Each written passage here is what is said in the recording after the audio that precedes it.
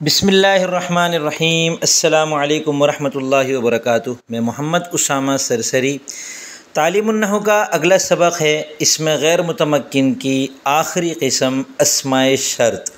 इसमें गैर मुतमक्किन की हमने 10 में से 9 किस्में पढ़ ली हैं। अब आखिरी किस्म है अस्माए शर्त, यानी वो अस्मा जिनके तर्जमे के अंदर कोई शर्तिया तर्जमा पाया जाता है। शर्तिया तर्जमे से क्या मुराद है?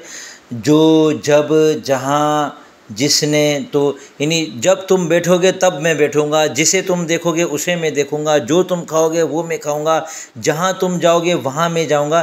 तो ये जब, जो, जहाँ वाले जो अल्फाज हैं इसको अस्माए शर्तिया कहते हैं। अब किताब देखें, अस्माए शर्त वो अस्मा हैं जो ऐसे 2 फ़ेलों पर दाखिल होते हैं जिनमें से पहला फ़ेल दूसरे फ़ेल का सबब होता है। पहले को शर्त और दूसरे को जज़ा कहते हैं। जैसे मन यजतहिद यंजह, जो कोशिश करता है वो कामयाब होता है। तो यहाँ पर जो मन है वो इसमें शर्त है, जो मेहनत करेगा वो कामयाब होगा। अस्माए शर्त 12 हैं। मन, मा, महमा, अय्युन, हैसुमा, कैफमा, ऐनमा, ऐना, अन्ना, मता, अय्याना, इदा। इनमें से इदा और कैफमा गैर जाजिम हैं, बाकी सब 2 फ़ेलों को जज़म देते हैं। अब ये जज़म क्या है, जाजिम क्या है?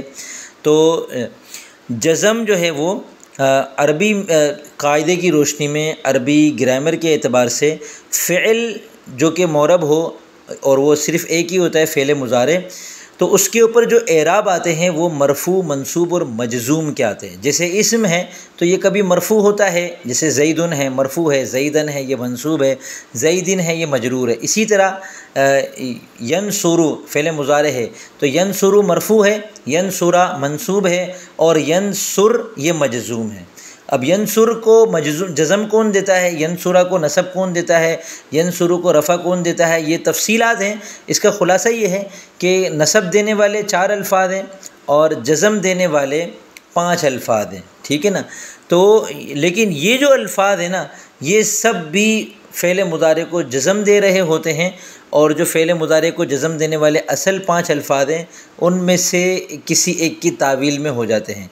तफसील है काफ़ी, आप सिर्फ इतना समझें कि ये जो अल्फाज हैं ये फ़ेल मुज़ारे को जज़म देते हैं। उसका मतलब ये है, यानी इन अल्फाज के जाजिम होने का ये मतलब है कि जैसे मन है तो अब मन के बाद यक्तुबु फ़ेल मुज़ारे आएगा तो ये यक्तुबु नहीं रहेगा, ये यक्तुब हो जाएगा, बा के ऊपर जज़म आ जाएगा।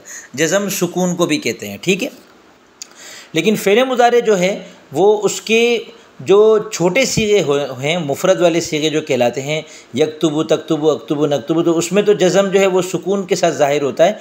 और जिन सीगों के आखिर में नून एराबी है, जैसे यक्तुबानी, यक्तुबूना, तक्तुबानी, तक्तुबूना, तक्तुबीना, तो जज़म की सूरत ये होती है कि उसमें नून एराबी गिर जाता है, ठीक है। यक्तुबा, यक्तुबु यूँ हो जाएगा ये, मैं यक्तुबा, मैं यक्तुबु, इस तरीके से पढ़ेंगे अगर इसको हम दुरुस्त मान ले तो। अब ये देखिए, मैंने गैर जाजिम होने का मतलब बताया कि इन 10 में से इदा और कैफमा जो है ये फ़ेल मुज़ारे को जज़म नहीं देते। इदा यनसुरु ही रहता है, इदा यनसुर नहीं होता। लेकिन बाकी जो 8 अल्फाज है ये जज़म दे देते हैं।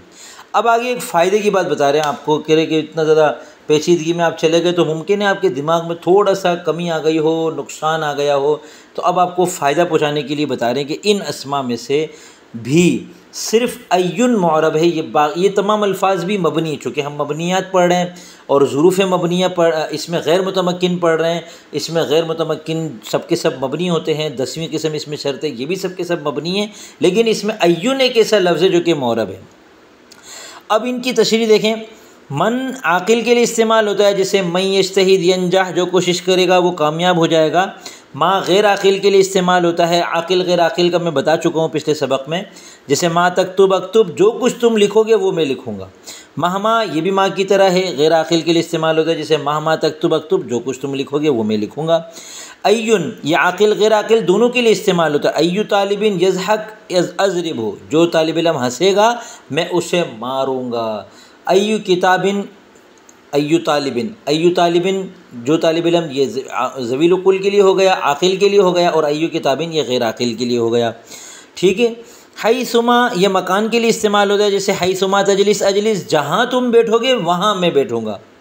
कैफमा हालत के लिए इस्तेमाल होता है, जैसे कैफमा तजलिस अजलिस, जैसे तुम बैठोगे ऐसे मैं बैठूँगा, ठीक है। और नंबर 7 है ऐनमा, ये भी मकान के लिए इस्तेमाल होता है, जैसे ऐनमा तकूनु युदरिकुमुल मौत, जहाँ तुम होगे तुम्हें मौत पा लेगी। तो ऐनमा यहाँ पर जहाँ के माना में, ऐनमा मकान के लिए है और शर्तिया है, तो अब उर्दू का इसके लिए लफ्ज़ आएगा जहाँ। फ़ायदा मन मा अय्युन ऐना अन्ना मता और अय्याना, ये 7 अस्मा इस्तिफ़ाम, ये 7 अस्मा इस्तिफ़ाम के लिए भी इस्तेमाल होते हैं और शर्त के लिए भी। सिर्फ इस्तिफ़ाम के लिए इनके तर्जमे में काफ लग जाएगा, शर्त के लिए इनके तर्जमे में जीम लग जाएगा। कैसे देखें, मन का तर्जमा अगर इस्तिफ़ाम वाला करेंगे तो होगा कौन, और शर्त के लिए करेंगे तो होगा जो, जोन नहीं है जो। माँ का तर्जमा इस्तिफ़ाम के लिए क्या और शर्त के लिए जो। अय्युन का तर्जमा इस्तिफ़ाम के लिए कौन सा और शर्त के लिए जौन सा, ठीक है ना, जौन सा तालिब इल्म। ऐना कहाँ जहाँ, अन्ना ये भी कहाँ और जहाँ, मता ये कब और जब, और अय्याना ये भी कब और जब, ठीक है। तो ये इस्तिफ़ाम के लिए भी आते हैं, शर्त के लिए भी आते हैं। अगर एक जुमले पर दाखिल हो तो इस्तिफ़ाम के लिए होंगे, और अगर 2 जुमलों पर दाखिल हो तो शर्त के लिए होंगे। ये एक सवाल का जवाब दिया इन्होंने। आप में से किसी ने सवाल कर दिया मुसन्निफ़ साहब से कि भाई आप कह रहे हो कभी इस्तिफ़ाम के लिए आते हैं कभी शर्त के लिए आते हैं, तो हमें कैसे पता चलेगा? बहुत आसान है, आप इन लफ्ज़ों के बाद देखें कि एक जुमला है या 2 जुमले हैं। अगर एक जुमला है तो ये इस्तिफ़ाम के लिए हैं, और अगर 2 जुमले हैं तो ये शर्त के लिए है, ठीक है।